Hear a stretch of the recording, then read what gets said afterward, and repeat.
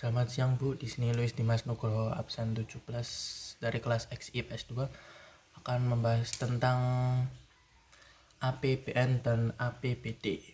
Yang pertama itu ada pengertian APBN. Menurut saya itu daftar sistematis tentang rancangan keuangan pemerintahan negara yang telah disetujui, yang biasanya tuh yang disetujui itu dari DPR. Terus yang kedua itu ada fungsi dan tujuan APBN. Fungsinya itu yang pertama ada fungsi otoritas. Terus yang kedua itu ada fungsi perencanaan, fungsi pengawasan, terus ada fungsi alokasi, fungsi stabilisasi, fungsi pengorganisasi, dan fungsi distribusi. Bersumber dari belajar Kemdikbud, APBN bertujuan untuk mengatur pendapatan dan pengeluaran. Anggaran dibuat untuk meningkatkan produksi dan kesempatan kerja serta meningkatkan pertumbuhan ekonomi dan kemakmuran masyarakat bisa tercapai, gitu dari tujuan dan fungsinya. Terus ada juga sumber pemerintahan negara. Sumbernya itu ada pajak dan non pajak dan hibah. Saya jelaskan secara singkat. Pajak itu iuran wajib yang harus dibayar oleh setiap warga negara, itu pajak. Terus non pajak itu bentuk pemerintahan negara yang bukan berasal dari pajak, misalnya berasal dari keuangan BUMN atau pembayaran terhadap denda tertentu, itu non pajak. Terus hibah itu pemberian dari seorang ataupun pemberian yang berasal dari negara lain, digunakan untuk kesejahteraan biasanya masyarakat dan rakyat-rakyat gitu.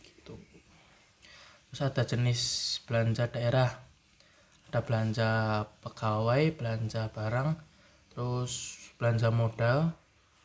Terus ada belanja modal itu terdiri beberapa.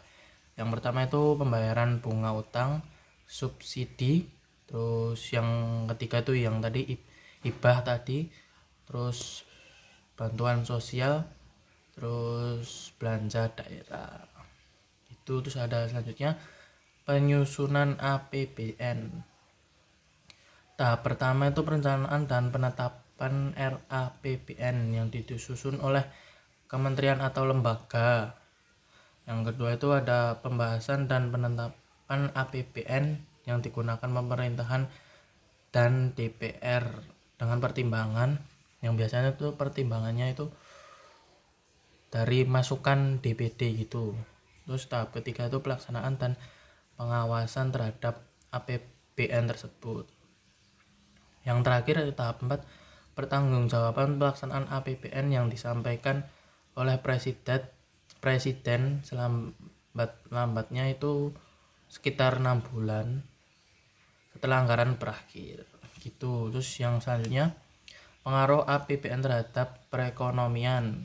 Yang pertama itu pengaruhnya itu meningkatkan pertumbuhan ekonomi masyarakat, bermaksud dapat mengetahui besarnya GNP dari tahun ke tahun.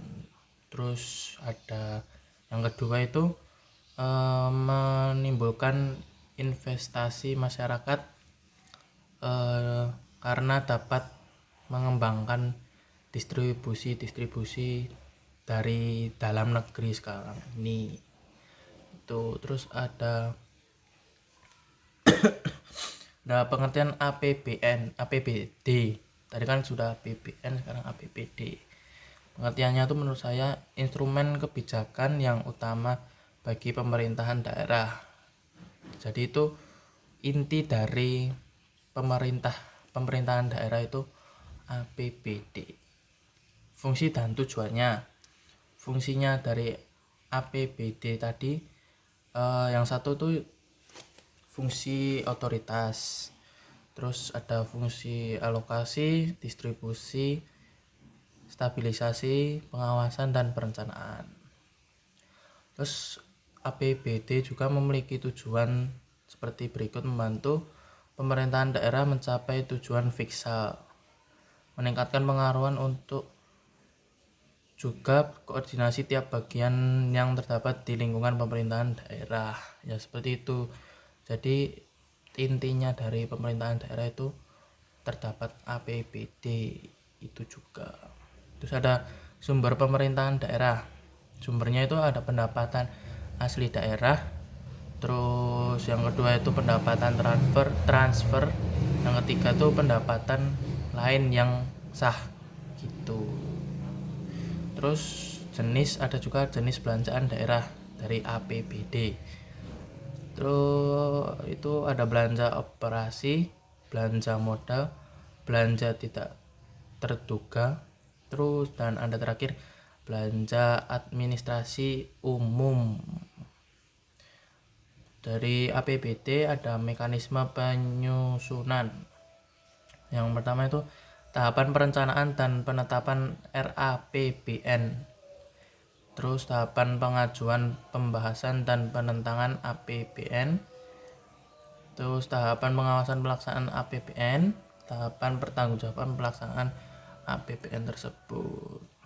Lanjut, pengaruh APBD terhadap perekonomian. Yang pertama itu ada meningkatkan kesadaran masyarakat terhadap berinvestasi. Jadi cocok untuk kita dari muda untuk berinvestasi supaya kedepannya menjadi orang sukses gitu dari investasi tersebut.